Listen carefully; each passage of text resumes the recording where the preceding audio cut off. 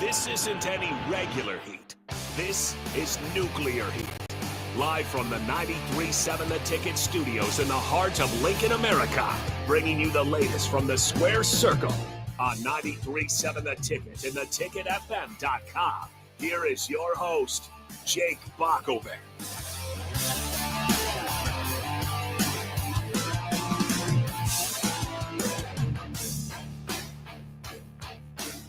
Yes, it is Nuclear Heat here on 93.7. Time to talk some pro wrestling. Every week we do it here, our WWE Week in Review, though we can talk a little bit of AEW this week since it was right here in Nebraska, up in Omaha, Nebraska. There was a blizzard in the way between us and AEW and getting there, so I do feel a little bit bad about not being able to go, but it certainly looked like a good show one way or the other. I'm Jake Bockoven again with my tag team partner and Nuclear Heat contributor Augie Pena. Augie, I thought the wrestling this week has been good. We've talked about the international crowds for the WWE. They were in Brussels, Belgium earlier for Raw, and then in Italy for SmackDown. It's just kind of helped their WrestleMania feel. So we'll dive into WWE here in a second. But again, I feel a little bit bad about not going to AEW because it was there in Omaha, Nebraska, and they put on somewhat of a show. And that's why I wanted to talk about it briefly, because it was local and also because it got some conversation going as well. And the reason I particularly feel bad is it kind of brings me back to my childhood. When I was a kid, my dad took me to a WCW event, and Rey Mysterio was supposed to be there. And Rey Mysterio Jr. at the time, actually, in WCW, was my favorite wrestler. And he couldn't, he got injured right before or whatever, so he didn't make the tour. So for the longest time, I thought, man, I wish I would have seen Rey Mysterio, at that time, and never really got to see him until many years later. A couple years ago, I went and saw him. I said, hey, you know what? This is kind of making up for a childhood, mishap there. Now I kind of have the same thing with Dean Ambrose. I've wanted to see Jon Moxley over there in AEW.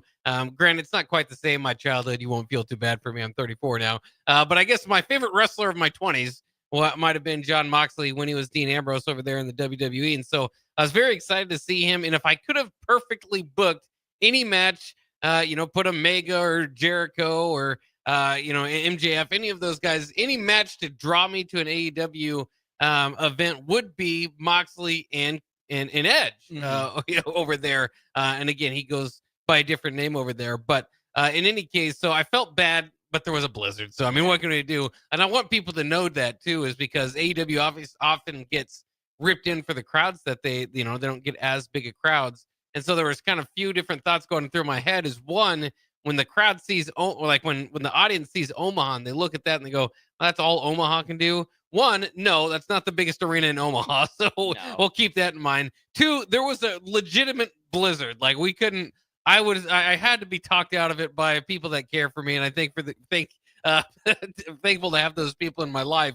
But it was really tough to get to. So some people were still able to make it into the building, and I think because they felt a little bit bad, they're at least as far as critics go. Edge and Moxley didn't quite live up to expectations in their premium live event championship bout, so they went a little bit aggressive here in Omaha, and they ultimately had Moxley land on a what we call a wooden paddle with spikes coming out of it, or nails coming out of it.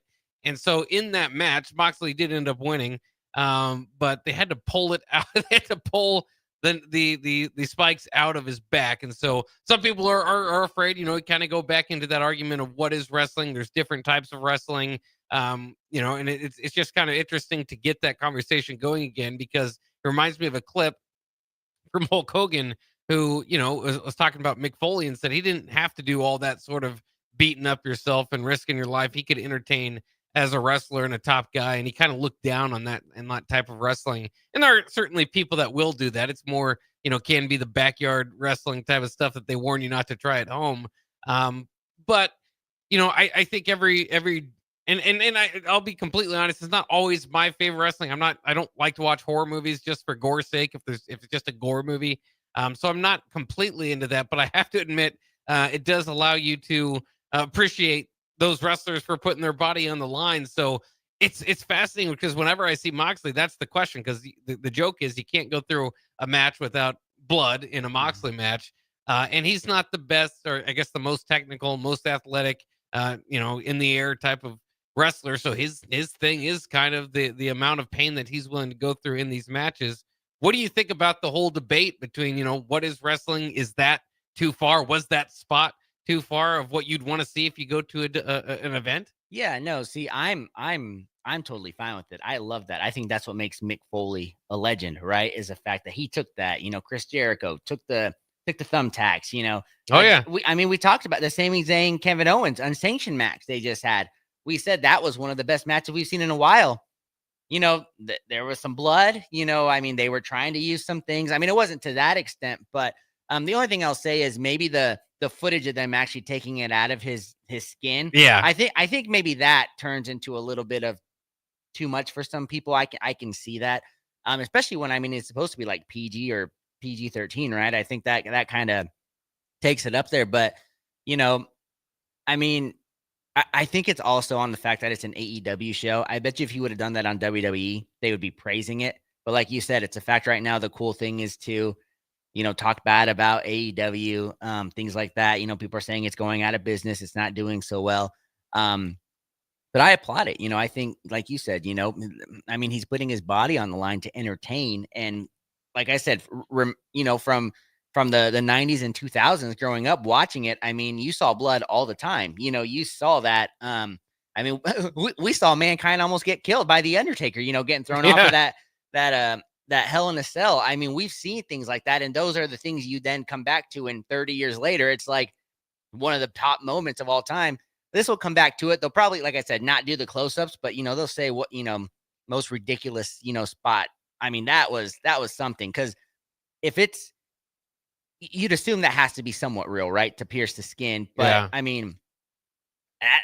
That was intense and insane on what they did there. So for me, like I said, I'm fine with it, but I can see where a casual fan, someone like yourself, who's maybe not into horror movies. I am, I've made that clear. Things like that. It's a little bit too much, but I think it's fine and it's fun and it's for the entertainment. That's what we grew up watching a lot. Yeah, and then it just kind of reminds you there's always, different styles of wrestling. Some of the matches might be put on for the kids. Some of the matches might be put on for the hardcore wrestling fans that want to see, like that, blood or tables, ladders, and chairs. Yep. Some like the technical wrestlings, kind of the Gables of the world that can do that. Entertainers. So there's just all different types of ways to go about it. But that always gets people arguing. Nothing like bringing up whether John Moxley is good at wrestling or good for wrestling or not, because that is a hotly debated topic online. Like I said, I really appreciated him and his run in WWE. People will make fun of some of the things he did as a champion. I think James Ellsworth, a plant, and kicking AJ Styles in the balls several times. It was enough. I understand, but he was really exciting for me, again, pursuing that championship. And some of our favorite wrestlers, I think moments are getting to that pinnacle. And then what do you do as champion? Mm-hmm. And that's where we can start to talk as we move on into WWE circles about whether guys are and gals are making the company look good for picking them, and what might they have to work on to really be. You can be the top guy with a belt, but if you're out of the company in 2 years, or you're, well, I'll just go ahead and say it. Austin Theory has had quite the 1 or 2 years these past 2 years, going from beating Cena at WrestleMania to getting squashed by Jey Uso in a match that didn't make Jey Uso look too good, by the way, either. But it lets you know how quickly the company can go from thinking, hey, this is our guy, to this isn't. Some of that's crowd reaction, some of that's mic work, some of that's botches. Yeah. But it is, everybody's kind of at different levels with it. Yeah, and a lot of it too is they think, you can look at Jinder Mahal. They did it all for India. That has to I'm sorry, he has to go down as one of the worst champions of all time, right? They literally did it to open up the market for India. And with the Austin Theory thing, people keep going back to the fact that he beat Cena. You got to remember that was one of the worst rated matches, and I think one of the worst matches I could say I've seen at a WrestleMania. I think it opened up WrestleMania too, didn't it? It did, and it was just such a disappointment on both sides. Austin Theory there was no chemistry on it with it there too. And then, like you said, you go with who's hot, right? With the crowd, I think is kind of mostly who they like to go to. You have 4 or 5 stars at a time if you're lucky. You have Triple H, Randy Orton, Batista, John Cena, all at once. Right now you kind of have Roman Reigns, CM Punk, Seth Rollins, Cody Rhodes, John Cena, Gunther. I mean, you got a plethora of guys you could do it with, but then it's also how you handle their storylines, right? So with this, we've now got, it's looking like Punk, Rollins, and Reigns are all, in one storyline together, things like that. And then like Cody Rhodes, he had one of the hottest storylines going into WrestleMania, beat Roman Reigns, didn't do it, did it again, all like that. And then we've talked about it, like you said, Reigns kind of stale, but it's still doing great numbers on there, and things like that. So it's always a hit or miss. We can go back and I'd say wrestling has, outside of like the Bloodline and the Judgment Day storylines, you could say wrestling struggled since maybe 2010. People would say it's kind of at its lowest that it's been. And a big part of that is the names. I mean, John Cena carries it. Mount Rushmore of wrestling for a lot of people. But like outside of like 4 or 5 guys, there's just a bunch of jobbers. And I mean, Austin Theory was supposed to be, I'm just going to keep going back to him. He was supposed to be that golden guy. He's got the physique. He's, great in the ring. They just don't know how to use him. And, once they decided to take that Money in the Bank away from him, I mean, that really just killed everything he had. And then we're going to keep going back to it. I know we'll talk about it soon, but like you said, Jey Uso, he looked horrible. And for somebody that won probably one of the most stacked Royal Rumbles in history, one of the most hyped, that's your guy. You're going for Gunther. There are about 4 WrestleMania stories, and matchups that I could say are over Jey and Gunther. And I just can't see how, it's, yes, he's got the yeet movement, something from 2016, this and that. But I mean, the guy, I hate to say it because I'm not in the greatest shape either. Does not look like he's in great shape, right? I mean, you got to admit he doesn't. No, not the best. Has one of the worst super kicks and the worst spears. His match, they didn't even call it a spear. They called it a crossbody. It was a crossbody. I think it was supposed to be a spear, and it ended up looking like a crossbody because we've talked about his bad spears in the past, but this was so bad that the announcers thought it was a crossbody, and it was a crossbody. It was, and you can't put that on Austin Theory because he's so, Austin Theory is essentially a Dolph Ziggler. He's gonna sell, to make you look, make it look better. Jey just does not do it. And I don't know if he's going to Waffle House a lot or not. I'm sorry. I know I gotta do that, but he didn't even clear it. So then at the end of the match, he's supposed to take them out. He didn't even clear the ropes. I mean, that is your guy. I get it. He's got the yeet. He's got the entrance, but outside of that, he doesn't have anything else. And to your point, he could be the guy that wins it at WrestleMania over Gunther, who's somebody that was supposed to be built to be this unstoppable force with the Intercontinental title. Just that World Heavyweight Championship, man, they brought it back. We said it kind of looked ugly, it did. Seth Rollins was a workhorse for it. After that, it's just kind of been, Yeah, and I mean, the crowd's still hot for his entrance. Again, you can see that in these overseas crowds. But, that does seem to be when it peaks. Now, it's incredible. Again, the visual of the crowd getting behind him. So I think it still works. And I know WWE likes to do their math backwards. So even if they do realize that maybe it's not the time to push Uso, or wouldn't be a great idea to have him beat, win the championship at WrestleMania, it would be hard, like you said, to go back and say, well, it was still worth putting him over in one of the most stacked Royal Rumbles, because again, if you would have used that, you didn't have to use it for Cena. I think we found a good spot what they did with Cena, right?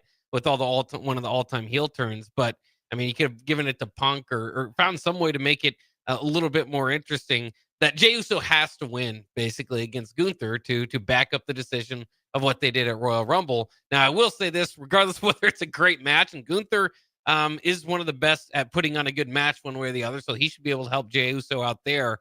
So whether or not that happens is long-term, more success for Jey Uso will probably, bring you back to a bloodline type of quarrel again. So I think that it will be good for the long-term storytelling. It just might not look the best. Again, we've had our own critiques of Jey Uso. The internet wrestling community had their critiques this week, and it was a rough performance in a squash match. There wasn't that much time for him to mess it up, and he did a few times. Now, botches are part of wrestling, so that does happen. Not every move is performed the best, but this is the time you're being highlighted, and you don't have that much time to have to work that evening, and he just didn't get it done. So he got a lot of criticism this week. Well, and then here's another thing. So I get that their match was cut. They say because Cena went over, right, going over his thing, and things like that. But isn't that also bad that that's the match you cut is your Royal Rumble winner? It was a minute. Was it even a minute long? Yeah, something like that. Yeah, I was like, yeah, and that just that's the tough part. And I like Jey Uso. I think he's a great person. I just don't know where it's like he stopped trying to improve his wrestling skills, right? Or something. I don't know what happened, but it feels like he's getting worse and worse as, and he is getting a little bit older. I think he's close to 40, which isn't old, and I mean, some people are just starting wrestling in WWE, terms, yeah. But like he is getting up there, so maybe it's just, the wear and tear. I mean, he's been around for almost 15, 16 years, so could be some wear and tear, why it's there, but people joked all the time. It takes him 100 super kicks to get somebody, and he's got the worst spear of all time. And I don't know. It was just a really tough week for him, and like we said, even worse for Austin Theory because he was the guy that got squashed there. Yeah, pretty tough there. And remember, Jey Uso and Jimmy had one of the worst matches at last year's WrestleMania as far as technicalities go. So we'll see what they do there. I mean, some guys are better tag team wrestlers, and they are one of the best, regardless of what you could say about their in-ring wrestling. They just had the chemistry and the moveset to definitely make that work. But as singles wrestlers, I always had questions about them individually. And it is what it is. I mean, Jay has risen to the top, at least to where they see it, and they're going to give him a shot at the top of the card. But again, Triple H has said this before too, is we're not just going to hand over the main event to actually earn main event status. We're going to go with the hottest feuds. And like you were saying, it's going to take a lot more in these next couple of weeks to get Jey Uso and Gunther back to that spot, which I wish they would acknowledge that, because we go through all these last couple of weeks. It's just everybody's headlining WrestleMania, and then they're counting how many times have you headlined WrestleMania, and I've done it this time or that time. They're counting the Saturdays, even though there's Saturday, Sunday WrestleManias now. So it's just like if everybody gets to headline WrestleMania, then it doesn't, it's not as important to be the one that has headlined WrestleMania. So I think that's kind of interesting as well. But let's get into it. We'll go start with that John Cena spot you were talking about. Again, this is reviewing SmackDown from this past week. Raw from this past week from Brussels in Belgium. I thought this was it might have lasted too long to the clock or whatever, but I thought this was a perfect way to open the show. John Cena comes out as the same character. Everybody's wondering, what's John Cena going to look like? Now, it was less motivational and less enthusiastic about getting to the ring, so there's a little bit different there. The crowd reaction is a lot of booing. Let's go Cena. Cena sucks. Chants, of course, going on throughout this. Cena did a good job of just letting the crowd go. I mean, it felt important. It felt big. He acted like he was going to leave before saying that he says he's had an abusive relationship with WWE fans for 25 years. In fact, he's not a face or a heel, but a human being. And then he breaks up with the WWE universe. This is all before Cody Rhodes comes out and says he wants the best of John Cena at WrestleMania and not this whiny bleep. So this was a good. You didn't get these guys throwing hands or anything, which I think some feuds I think could use that too. But just use the crowd energy, the just kind of, I guess, questions around what John Cena is going to look like, and I thought they did this pretty darn well. Yeah, no, and I thought it was great how he acknowledged that we've all been waiting. What's his character going to be like? What's his new theme song? And he says, "You don't get that." You know, he's like, "No." He's like, I'm not giving you that anymore. And my favorite part about it, too, is he calling everybody out. And then they go to that meme of that. They go to that picture of that kid, that's just like just blank staring. He's like, he just got called out. And I also want to say he broke up with everyone in the WWE universe besides, a couple of us. He likes us still. So I don't take that personal on there. No, it was great. It felt good. It was different than I think we were going to expect. He didn't really acknowledge like the Rock's part of it as much. He kind of just stated, the kind of the obvious about it, right? When he first came in, he wasn't well received. There's a big documentary about it that Stephanie McMahon saved his career. He was very stale, and he rapped randomly in front of her, and she's like, "Hey, we're going to go. And the Dr. Thugonomics came and he was about to get released, so things like that. So I think it was really well done. Into where it didn't exceed expectations, but it wasn't below, it's just kind of what they needed. And I thought Cody came out and I thought that was great. Like you said, what he said, he's like, I want John Cena. I don't want whatever this is now. That was all good there. So it's got me hyped, and John Cena's just become such a great actor now that, it just felt genuine. It felt like this was just something he had inside of him for a long time. He was like, I was trying to please you guys and now I'm done. This is just what you get now. Yeah. And just, I thought it was a great segment to open it with. Yeah. And like you said, I mean, his acting experience definitely showing through with this character. I think he's doing well there.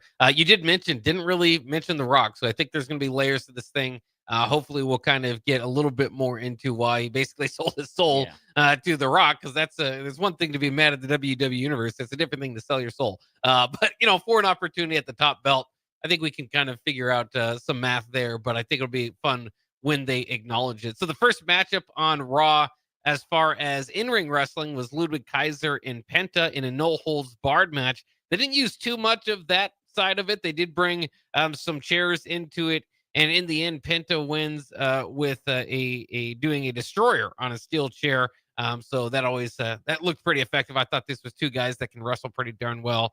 The crowd was strongly behind Penta, and then afterwards, Penta announced his intention to go after the Intercontinental title, currently held by Braun Breaker at the time, but was going to go against Finn Balor later that night. So a good job of kind of highlighting the Intercontinental Championship, a match that they was going to be their main event. By putting one of the guys who's most over in the locker room, putting his focus on that, I thought. Yeah, I thought that was a good idea too. The only thing I didn't like about it was it kind of showed how the outcome of the main event was going to come. We kind of wanted something different to happen there. As if anybody believes Finn Balor is going to win. Yeah. Unfortunately, it didn't that way. And then backstage, later on, Braun's walking and Penta's there, and they kind of stare at each other and things like that. So that just kind of I hate when they do that, because it just kind of ruins the whole reason to kind of see what's going to happen in the main event on there. But yeah, I thought that was fun. And one thing I'll say is, I don't know what your boy Kaiser was doing there, but that little walk he does backwards to his entrance, I thought that looked very strange. I don't think he's done that a lot, right? I think this was that like the first time he's kind of tried to do something like that. I think he usually does something similar to that, but it's further away. I think they were just too close on him. Yeah, it just looked a little weird. But I think, I thought this is a fine match. On here, Penta's one of the hottest guys out, wrestlers out there, so wasn't really a surprise. But I thought they put on a great match to open it with. Yeah, we'll see what's next for my man Ludwig Kaiser. I don't know. Seems like he might be done with Penta here. The next match we had was Dakota Kai and Ivy Nile. Chad Gable and the Creeds showed up ringside. And you knew when that was going to happen, that Rey Mysterio and Dragon Lee were going to have to come out and get their vengeance for the previous week. So they did. They come out, they take out American Made and chase Chad Gable around the ring. Dakota Kai takes advantage of the distraction and hits a running kick, which she has one of the best one of those, I think, in wrestling, followed by a GTK for the win. And the only thing I would say here, this so later on, they would actually have the Creeds against the LWO.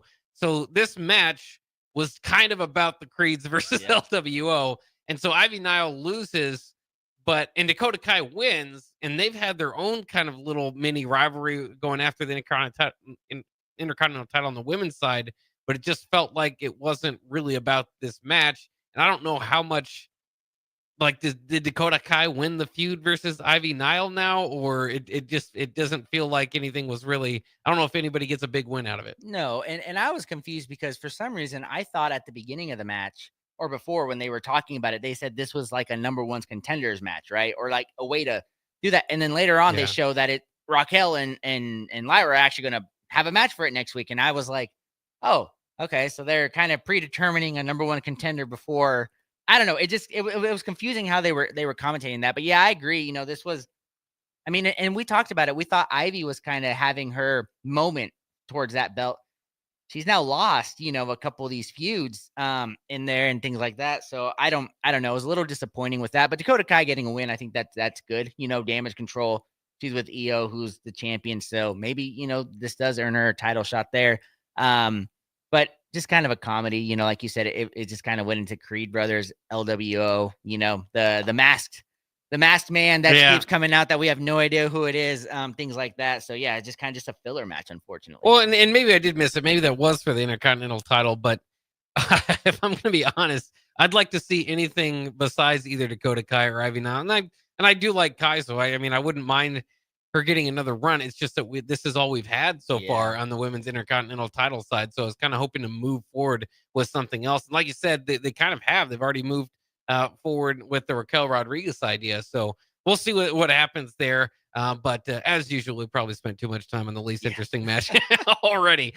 Bianca Belair and Io Sky go out to sign in the ring for WrestleMania, the match for the championship there. Rhea Ripley forces her way into the match by coming out and signing the contract herself after taking out both of the competitors. This was management was not too happy with this.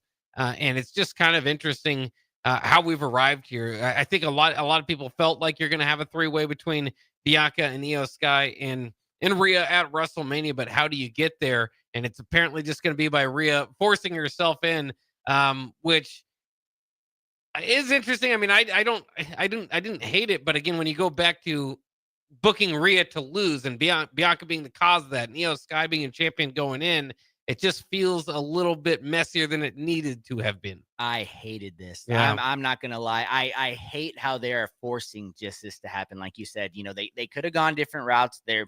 I don't get. Bianca has a feud on SmackDown that could have been just gold with Jade and Naomi. They could have had their fun. And no disrespect to her, because she's a great champion. She's one of the top, I'd say 3 or 4, on the women's side. But you didn't need her in this title match if you're going to have Io and Rhea. And then Rhea is essentially 2009, 2010 John Cena, right? Just super Rhea. And that's what the internet world is saying right now.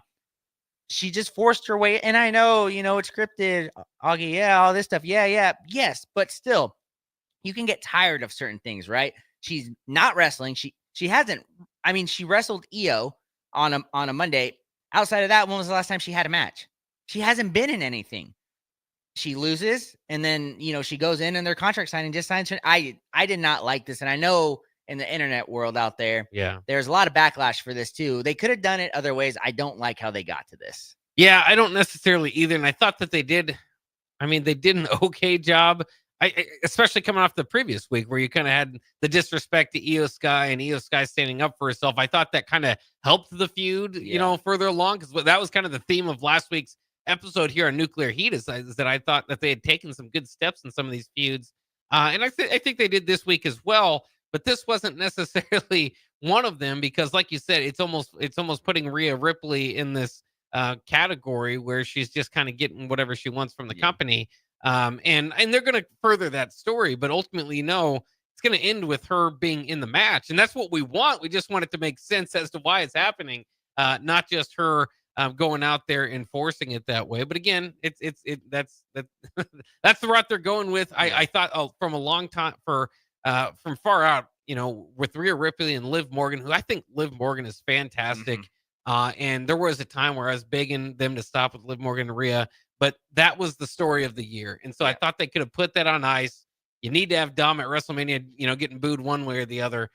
Really saved your best stuff for that because they were always booking it with the idea that they were going to do it again. Yeah. And so it never felt like it got a great conclusion. I guess I don't really know. Rhea beat Liv and had the belt. So I guess Rhea won the feud. But I thought that would have been a lot more exciting, or at least even if that's not what the route they were going for, they would have needed to get something for Rhea prepared. Yeah. And like you said, they're moving Belair. They kind of just threw Io Sky into the mix because she's there and they can use her. And so this feud is just, again, is going to kind of be going up and down based on the storytelling. It's going to be great when you have all three of them in the ring. It's going to be fun that way. But the storytelling is part of it and part of the excitement for the match going into it. And it just, I think there's something to look forward to with Rhea Ripley against management. I think you're going to kind of get that now. But not all that much to look forward to. And it would have made more sense if they had rematch clauses, right? If they would have just had her walk in and be like, no, hey, they don't even bring that up. That would have been the simplest solution was hey, Bianca's a challenger. Yeah, Io's a champion. Rhea just lost it. She can challenge for it. Here we go, triple that. But no, they decide to make Rhea just like I said, just force it. Force her way into it, and that just I don't know, just didn't take right because like you said, is just kind of getting what she wants, and that's just a bad look. I think. You think she can have instead of? I think the idea would be to have her earn it rather than just given to her taking it. Do you think if she has a match or two, of some sort to earn her way into that triple threat, would that make you more excited? Yeah, it would because like you said, look at Liv Morgan right now. We don't like this. We don't, and they took that belt away. They had her go into Elimination Chamber. She's now been wrestling every week. We're like, holy cow, we forgot. She's not a cowardly champion. She's actually somebody that can work her way up to the top. With Rhea, they're not. I don't know if they don't want her to get injured again or something. Before the show, which makes sense. But since she's been back, she's maybe wrestled 4 matches in like a span of 6 months. I mean, that's not good. That's not essentially she's on the Roman Reigns level without a title. Yeah, and the crowd's behind her definitely. Yeah, as a face though, and she's just kind of using heel tactics, which she was always kind of in the middle on there. From her time on Judgment Day, anyway. So it's all just kind of a little bit messy in that feud as we get to it. All right, let's take a quick break. We'll be back with more as we break down Raw and SmackDown this past week as part of their European tour on the WWE. We'll be right back after this break. Rashawn Jackson here for Bauer Infrastructure, a veteran-owned local company proudly serving Lincoln, Lancaster County, and the surrounding areas. Bauer provides quality work at an affordable price, and they're growing rapidly. If you want to experience a career with a fast-paced, family-friendly environment, visit BauerInfrastructure.com. They have top-of-the-line benefits, year-round work, even through the winter. Bauer, usher in the new era of infrastructure to an area near you. And as always, go Big Red. Hello. Angela, we have to break up. But why? Because you're a robot and I'm just a guy trying to get better internet. It's Aloe Fiber, isn't it? I always knew you wanted faster speeds. My contract isn't good enough for you. Face it, Angela, they let me talk to real people. Press 4 to break my heart. Oh wait, you already did. Visit aloefiber.com to switch today. Back to Nuclear Heat with your host, Jake Bockoven on 93.7 The Ticket and theticketfm.com.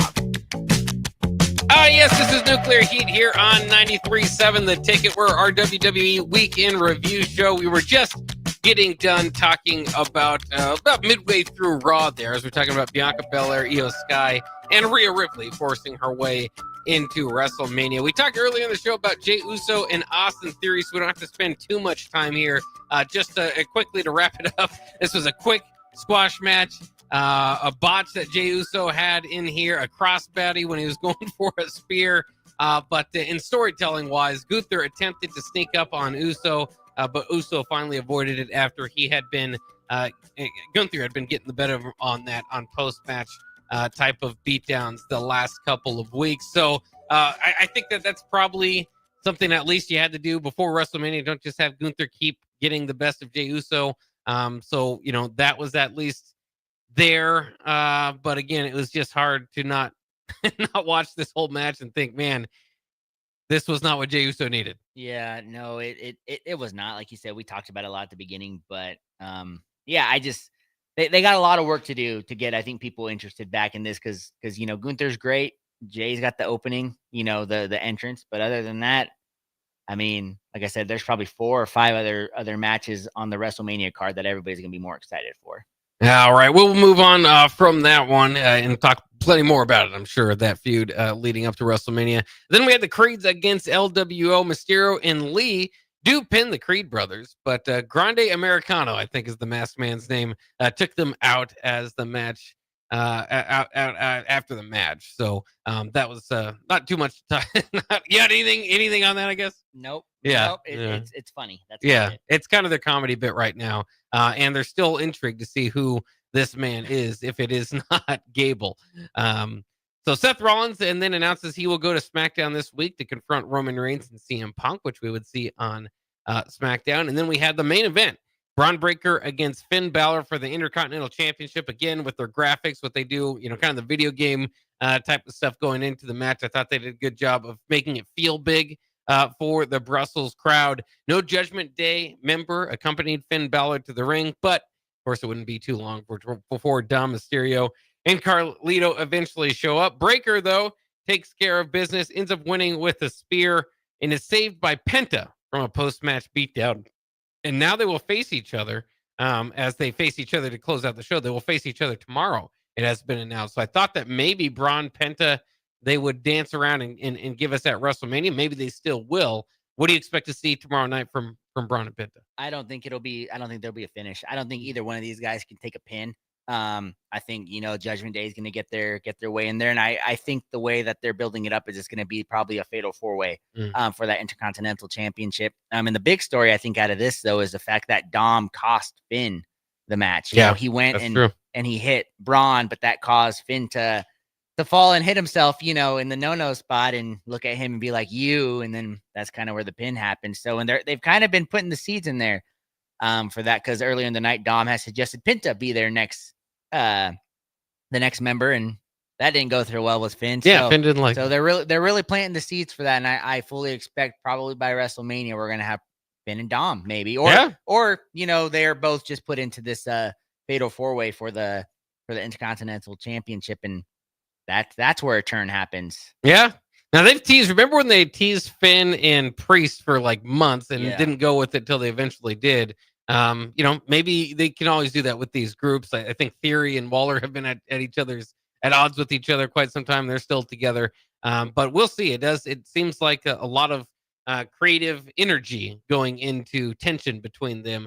So there's got to be something there, I think, as the payoff at some point. All right, let's go to SmackDown from Italy. And again, the crowd, I just got to keep mentioning that the crowds here really helped the matches. And I think it's just the smartest idea to get those overseas crowds in before you get to WrestleMania, just to make the event feel big, because everybody in the crowd's going crazy, which is fun also to go through, which I do with every wrestling crowd, is how many women can I spot per men, right? Yeah. He's like a 20-to-1 ratio. And so you kind of go through that, and it certainly is over there in Europe the way that they do it there. So you can have fun with the crowds. But I appreciate, because some of the crowds here, and maybe it's just because you get SmackDown or Raw will come to your city a few times a year or whatever, so you're kind of waiting for the big matches to really get excited. But I always wondered, why somebody would go to a wrestling event and not be into it, right? Yeah. I mean, we get these crowds that just kind of sit on their hands, and it's like,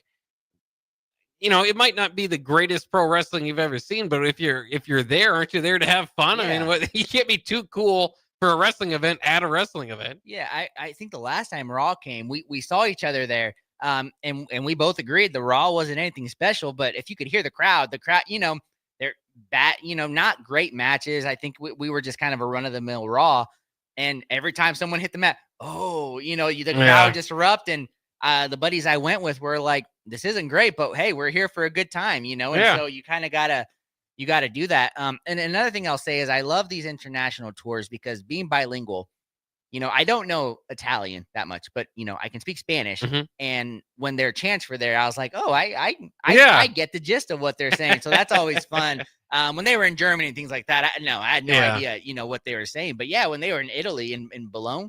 Bologna? Is that what I'm mispronouncing it? I always thought it was baloney, but Bologna. That's what we call it. Yeah. Here, I thought it was fun when you hear those chants, and I was like, I pretty much know what you're saying here. I always find that interesting. Yeah.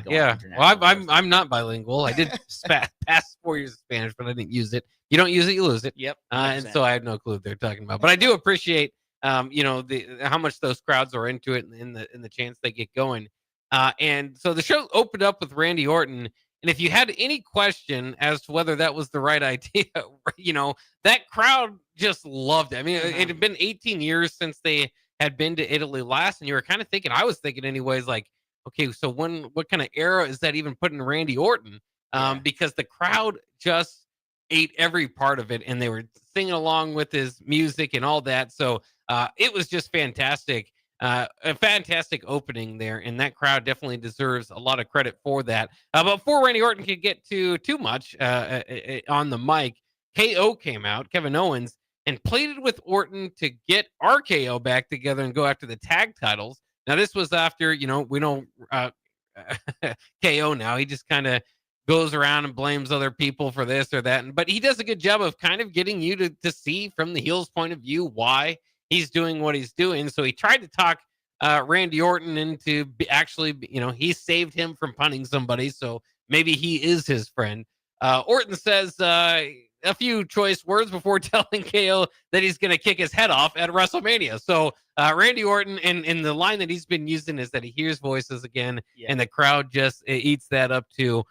So, I mean, this was a match. I mean, Orton had it wasn't a match, I should say. There was no physical action here. But Orton was very pumped up in the ring and going right after Kevin Owens. So I thought this was a very effective way to get going, especially with the crowd reaction to Orton. And it kind of sets you up for WrestleMania. Was there a half a second in there where you're thinking, hey, maybe RKO could get back together? I wanted that. I was going to say, I thought that was really smart there. And man, how special does the overseas tour get to be when Monday you open with John Cena, Friday you open with Randy Orton, two of probably the greatest of this era. Yeah. To do that there, and it's just incredible. And these two are doing phenomenal work, just talking, just speaking on there.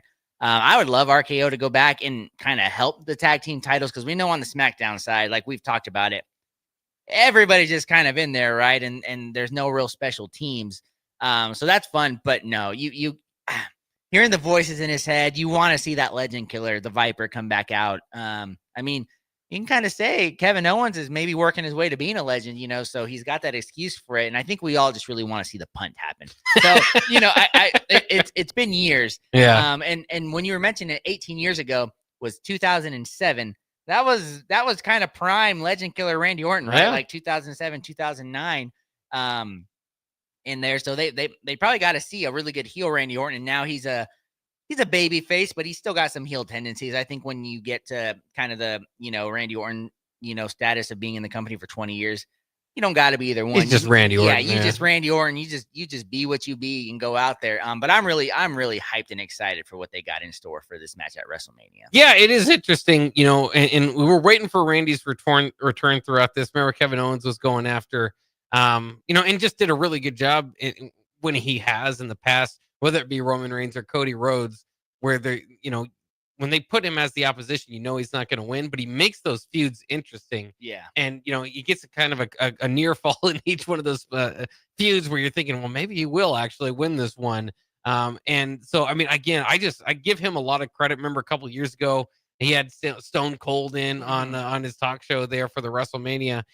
He's just really good at these feuds. Almost one of the better storytellers, I would say, in WWE, to the point that, a lot of these matches and feuds that we're getting ready for WrestleMania, it's hard to get one to a point to where there's no belt on the line, right? And you're still really intrigued by it. And this is one of those matches. Yeah, no, 100%. So yeah, I'm ready for it, and somewhere they're going to introduce Sami Zayn into this. It's probably going to turn it. I think the theme of this WrestleMania is triple threats. Yeah. I would love to see Randy Orton versus Kevin Owens, but Sami Zayn is going to probably sneak in there, and then we'll have to. They got to do something with Sami. He's right now the odd man out creatively. Yeah, he is, and I mean, we always hate to say it because I think just last year too, we were like he shouldn't be the guy to dethrone Gunther, but he's a workhorse. He does a good job. He just isn't one of the guys you want to kind of be included in this, or to be the guy that dethrones champions. And that's really sad because he is a workhorse that, is around, when it's not WrestleMania season, trying to carry storylines. And he deserves his flowers for that. But I really just want to see Kevin Owens and Randy Orton kind of go one-on-one. Yeah. And to go back to that too, is I love Sami Zayn. I think he's incredible. But I mean, part of the reason I disagreed with the Gunther decision last year of him to, dethroning Gunther wasn't because I didn't like Sami Zayn. It was because his character was just kind of lost, and it wasn't, and they just kind of, put him quickly to the moon to beat Gunther. And that's kind of what you would think here if they have to throw him in right now. He's the odd man out creatively. Maybe you find a way to get him in. This match specifically seemed like the one that would work there, but again, then you're kind of working 2-on-1. Yeah, the heels. So. Maybe we'll see something. I mean, we'll see something. We'll see what they do with that. But I agree with you. I'd rather just, with all due respect to Sami Zayn, is keep it Randy Orton KO. Or, when you got two hot, heels, tweeners like Kevin Owens and Randy Orton, maybe you don't want one of them to take the pin, and it's got to be Sami Zayn because, we're all fantasy booking, down the line, Randy Orton, John Cena, so you kind of don't want Randy Orton to maybe take a pin, and Kevin Owens, he's been one of the hotter names, with his Cody storyline, what he's done, then doing what he did to Sami Zayn. Now Randy Orton, I can see where, unfortunately, Sami's just a guy in there's like, all right, you're gonna get a WrestleMania match, but you're the sacrificial lamb for these two. Well, it'll be interesting too with our predictions because last year's WrestleMania, not every WrestleMania is like this, but last year was good guys win. It was kind of like, all right, here's the pinnacle of the story. The fans get what they want. All the good guys win, and everybody can go home and be happy. I'll be interested to see if they kind of do that with these similar situations where if Jey Uso's going to win, Randy Orton's going to win, and so it a lot of it seems to be lining up that way. But usually in a wrestling event, I think they're best when you feel some type of way about some of the endings and not just completely happy about all of them. So we'll see which way they go there. How about a completely random match between Drew McIntyre, Shinsuke Nakamura on one side, and Jimmy Uso and Damian Priest on the other? Now, to be fair, there was, these obviously Priest and McIntyre headed for WrestleMania, and I think one way or another, Nakamura and Uso have been involved in some way with these folks, but it was just odd. It didn't seem, it was very weird to see that was the route they were going to take as a tag team match at that point.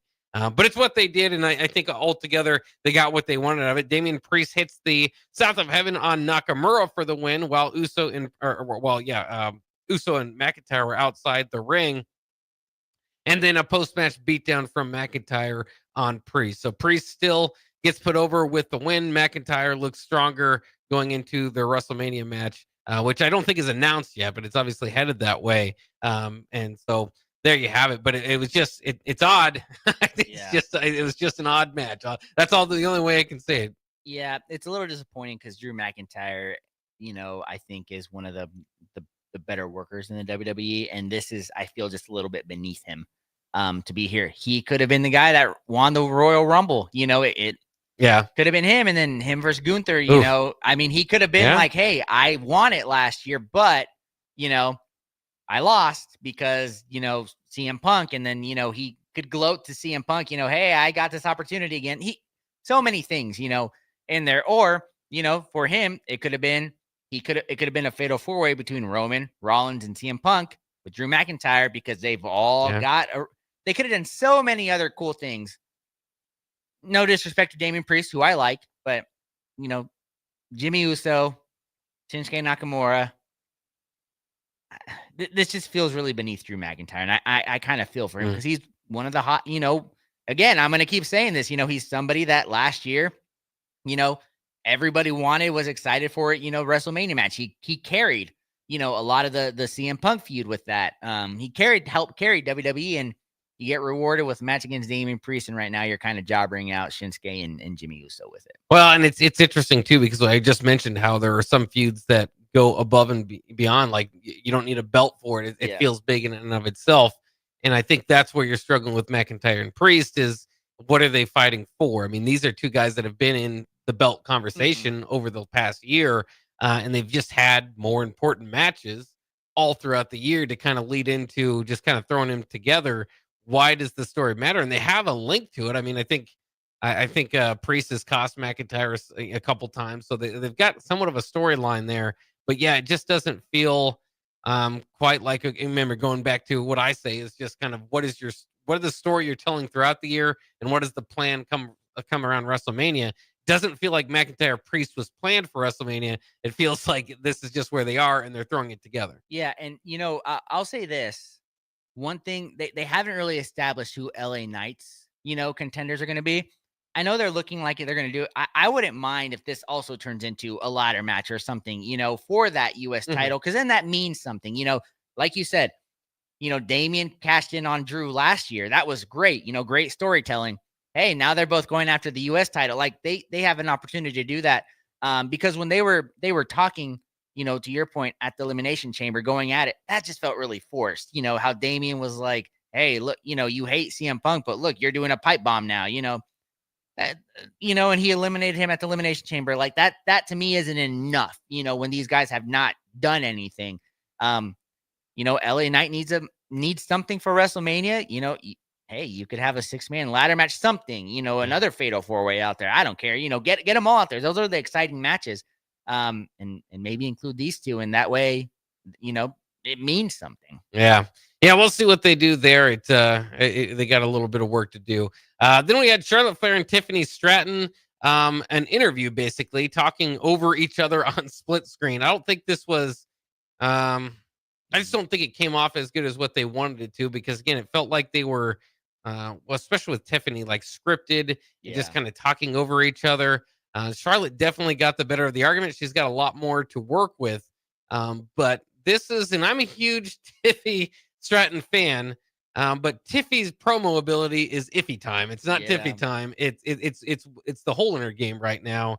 And this really highlighted it, unfortunately. So, after coming off of where she and Charlotte had a kind of a good brawl segment that really heated up the feud, I don't think this hurts it necessarily, but it didn't seem to help it. And again, it really did highlight that the champion has, again, some work to do on her way. And the reason why we've loved Tiffany Stratton is that she can get the crowd going. She has the athleticism that gets you excited, especially for a match like this. But I've noticed before in her in-ring promos that the crowd's not necessarily into it. And this one just kind of really highlighted the fact that she's got a lot of work to do to catch up to Charlotte in that category. Yeah, we all kind of wanted this when Charlotte, well, first off, I don't think we wanted Charlotte to win the Royal Rumble, right? We wanted something else. But if she were to come back, okay, going against Tiffy, that's great to help build her up. This feels like it's the opposite. We've been talking about it for, the past month now, is Charlotte's getting the upper hand in everything, and it's kind of exposing all of Tiffany's flaws, that she's not there just yet on the mic, essentially. And I thought this was a really bad segment. I know you said it wasn't great, wasn't horrible. I thought it was bad. Just Charlotte just kind of being talked over Tiffany. Tiffany didn't really get to be a voice in it. And that's not what you want from your women's champion. We were all excited for Tiffany to get the belt. And this is another instance of she got it. What do you do with it? Okay. The big thing was Charlotte Flair's coming in. Well, Charlotte is, whether you like it or not, probably one of the best to do it on the women's side. Is she really going to let somebody like Tiffany, take some of the shine? And right now it's been no. And I know that's not all her decision, but you don't know. She's a Flair. She could be saying, hey, I come back, I do this. And it's not looking good for the champion right now. Yeah, it doesn't. And that's a match that'll be interesting at WrestleMania too, because Charlotte can win at any time. And Tiffany, again, this might be kind of their trial run of what do we do? How do we book her as a champion? Is it worth a long-term investment? And so they're going to be looking into these things. And that makes you wonder too about those things. Like, yeah, it's supposed to be live, but should you pre-record that one? Make sure to get at least a good version of what it is in, because that was just, part of it is on Tiffany and her lack of experience, I guess, doing that sort of thing. But a lot of it was just kind of like sound issues and like timing. Yeah. And so, I just felt like they could have maybe pre-recorded that to kind of maybe protect her a little bit there. But again, maybe they're testing her to kind of see what they can do with her. Let's take a quick break, and then we can return and wrap up our coverage of SmackDown from Italy this past week. We'll do that next year on Nuclear Heat on 93.7 The Ticket. Details. Are you ready for a new opportunity? Check out Sandhills Global. Join a dynamic team where your skills are valued and your career can soar. We offer full-time positions with a 4.5-day work week, competitive pay, excellent benefits, and a positive work environment. From IT and marketing to sales and finance, we're looking for talented individuals just like you. Apply today at sandhills.jobs and take the first step towards an exciting future. That's sandhills.jobs. Don't wait, apply now. Husker fans, excited for some softball action at Bowlin Stadium this year, but can't commit to a full season ticket? They've got you covered. Introducing the On Deck Deal. Snag tickets to 5 Husker home games for as little as $30. This partial season lets you choose any 5 games, including one from the Maryland series. Whether you prefer general admission or reserve seating, packages start at just $30. Get your On Deck deal today at huskers.com/tickets. garage doors can break down or quit working at the worst times. At Doors Plus, they understand that a broken garage sometimes means repair and not replace. Sometimes, all you need to make your door like new again is a few bolts, realignment, or even a new balance. Trust the pros at Doors Plus to handle your garage door repair the right way so you can get on with your busy schedule. Visit them online at doorsplusllc.com or give them a call at 402-590-5800. Back to Nuclear Heat with your host, Jake Bockoven on 93.7 The Ticket and theticketfm.com.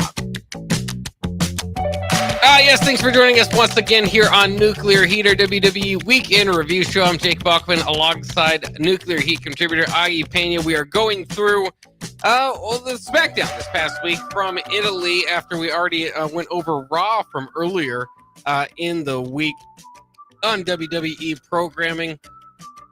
And we are at the portion of the show that featured Zelina Vega against Piper Niven. Now, Zelina Vega fought off Chelsea Green and Alba Fire, who were there with Piper Niven. Of course, Alba Fire most recently now joining Piper Niven as Chelsea Green's security. And Chelsea Green had to fight for her championship, I believe, on NXT. So she's been kind of busy. So it was like, okay, well, here we get going. Piper Niven's always good to put somebody over. And Zelina Vega looked like they took away from LWO. Maybe it was time to get her going. But after Vega fought off Green and Fire, she was blindsided by a Piper Niven crossbody, which looks fantastic when she does it, by the way. Looks like it should take somebody out. But I was surprised that it was a pin because I thought Vega needed this significantly more than Piper. And what she had done there to just kind of take out Fire and Green really kind of got the momentum going. It was like, okay, here comes a push for Zelina Vega. The backdrop of this whole conversation is that neither of them necessarily is going to put, a win here for either of them wouldn't shake the foundation of SmackDown. So it was just kind of like, okay, who's going to get some momentum here? And I thought it was time, and especially in that moment, felt like Vega should have got it, but they went with Niven. Now, I think this is probably for Vega to come back and get her revenge on Piper Niven and Chelsea Green and that whole group there, and maybe a chance at a U.S. championship. But it just felt in that moment that should have been Vega's match. Yeah, and you kind of feel for Vega. And, they, like you said, they could come back and have her compete for that. But she's very popular outside of the WWE, too. So I feel like she's always underutilized, and she's always has to have that underdog story. But, yeah, I was very surprised. I thought, okay, I was like, all right, here we go. Zelina Vega and Chelsea Green for the U.S. title. Yeah. We got something.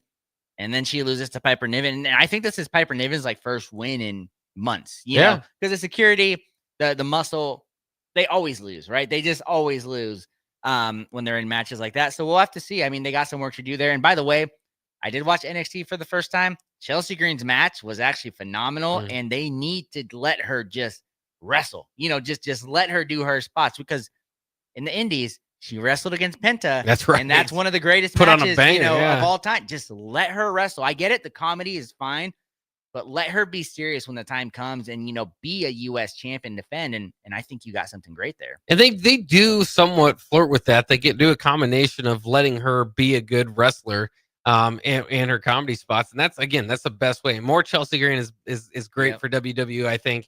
And I'm at least glad that they gave her that U.S. championship again here. Maybe coming right off of the NXT title defense, maybe they weren't quite ready to move her on to the next thing. But they have with her U.S. title defense, which has been way better than the Intercontinental title on the other side, by the way. But they have had her at times kind of just sit a couple weeks out or be by Piper Niven's side. And it just feels like even those matches, like we talked about the Royal Rumble, I thought she got eliminated too early just because I'm so intrigued by her being in the ring, by what could happen next. And you just lost something from it when that did happen. So we'll see what they have next for Chelsea Green, Zelina Vega, and Piper Niven. Then up next, we had Liv Morgan and Jade Cargill. Of course, Liv Morgan was upset with Jade Cargill that she had allowed the rumors to go around that it had been Liv Morgan and Raquel Rodriguez that took her out. So that was what this whole rivalry was about. They trash talked last week, but it is Jade Cargill's first match back after Naomi took her out on that car all those months ago. I thought it was interesting. Sometimes the video game graphic can be good. Sometimes it doesn't help you as much. Is that Jade Cargill was ranked 86 overall, and Liv Morgan was 91 overall, or somewhere around there. and it felt like it was supposed to be maybe more flipped as far as the WWE storytelling was going in this one. It kind of felt like Liv Morgan was supposed to be more the underdog, so that was kind of interesting.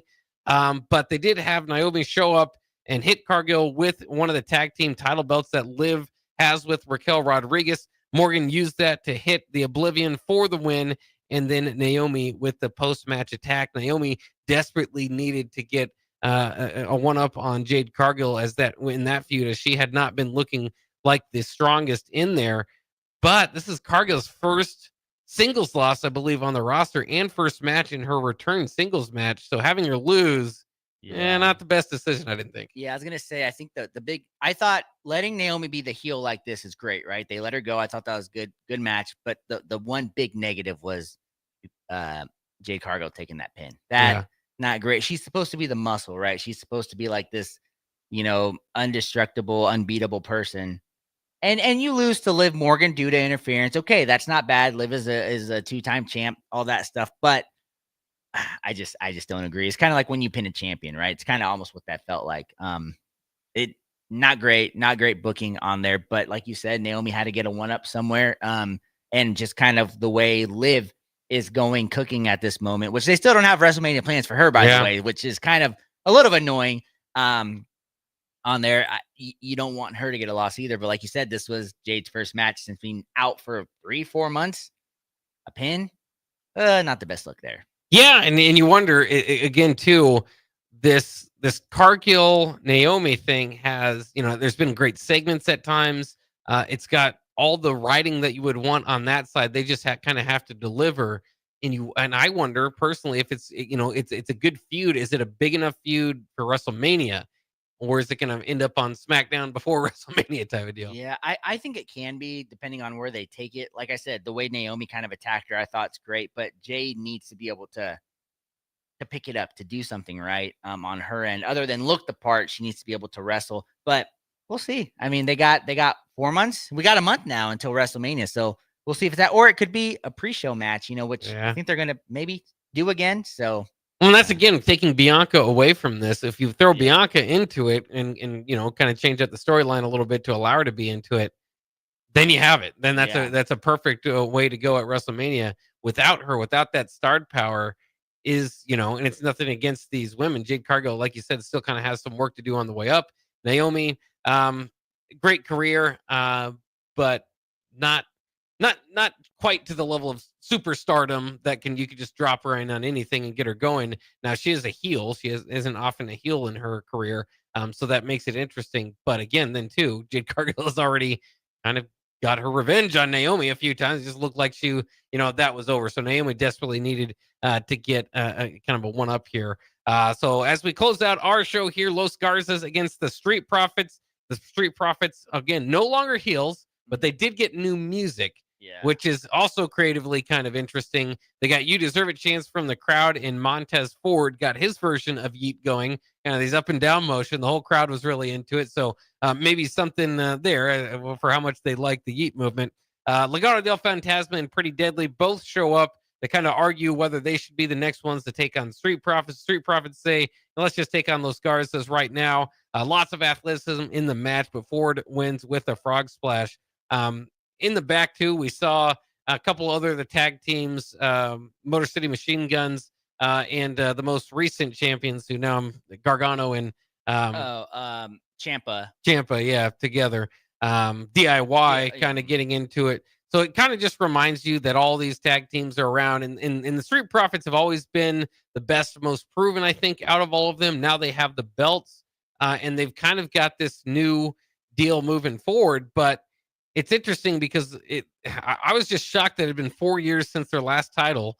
And I think throughout those 4 years, we've all felt Montez Ford at some point can just be a single star. And the reaction again from the crowd here looks like it's ready as ever. So you got to wonder, maybe at some point, if they turn on each other to get something going there, that would be red hot.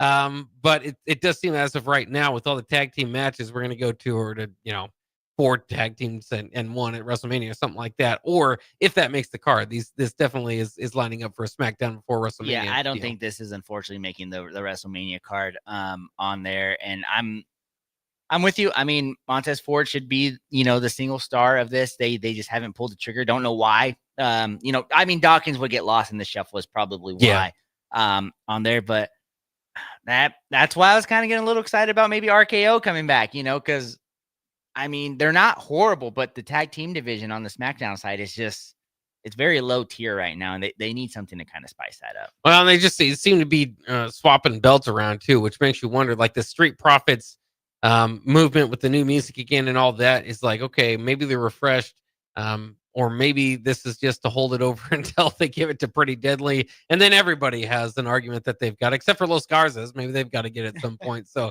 I don't know. It just they've been swapping that belt around quite a bit too between all the groups, and I don't think that helps with how much you care or how much you have the care factor leading up to WrestleMania. Then we had the close of the show. Roman Reigns arrives, of course, to a big celebration there in Italy. They're very excited to see Roman Reigns. Rollins interrupts him. Then they do the Rollins cheer. Then CM Punk comes out. They do the CM Punk cheer. So the crowd in Italy, much of the WWE universe, just wants to get behind all three of these guys. We end up with a 3-man brawl. Dozens of officials trying to break it up. Again, I mean, they just keep going back. The brawls don't feel as big if every feud needs them. So I think that takes a little bit away from a moment that everybody was looking forward to here. And I don't know if this necessarily completely furthered the story a little bit. It was just kind of what we expected. But, I mean, how could you complain about Rollins, Reigns, and CM Punk trying to get after each other? They had some good spots. I did like when they all would get up and point at the WrestleMania and kind of confirmed it. The intriguing part is that favor that CM Punk still has. It's not, in my opinion, it's not a WrestleMania, title. It could be Paul Heyman coming back, and they're kind of putting the seeds in there for, I think it was Rollins said it too, right? Was like, Paul can be there.